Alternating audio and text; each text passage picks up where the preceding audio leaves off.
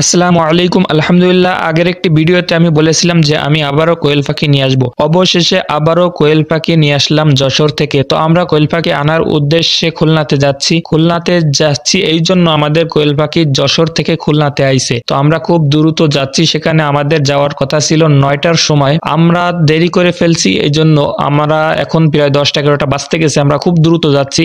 বাসে গেছিলাম, সেখান থেকে আর 0 পয়েন্ট থেকে আমরা ময়লাপুতা পর্যন্ত ইজি বাইকে গেলাম, খুব দ্রুত গেছি। যাওয়ার পরে আমরা কিন্তু সেখানে চলে আসছি। চলে আসার পরে আমাদের পাখিগুলা এখানে রাখা আছে এই দোকানে।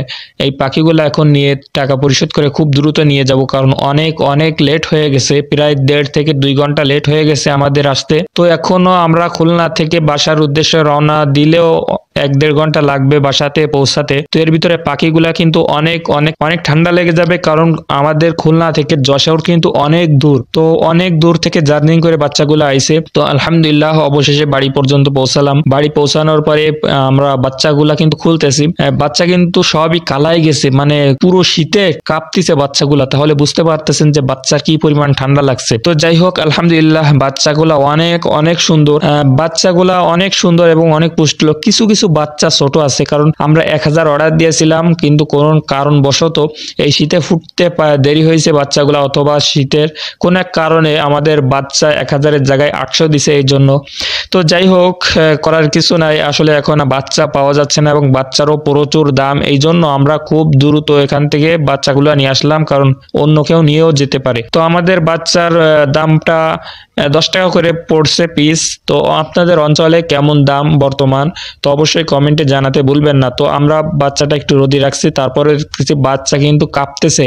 আমরা খুব রোদির থেকে খুব দ্রুত আমাদের ব্রুডিং সেটআপ কিন্তু তৈরি করা ছিল লাইট জ্বালিয়ে, তারপরে খুলনাতে গেছিলাম। তো সেখানে আমরা একের পর এক কিন্তু বাচ্চা গুনে দেওয়া শুরু করলাম। আসলে বাচ্চাটা গুনে দেওয়া শুরু করলাম এই জন্য, অনেক সময় দেখা যাচ্ছে বাচ্চা কম আসে অথবা বাচ্চা অসুস্থ থাকে, প্রতিবন্ধী থাকে।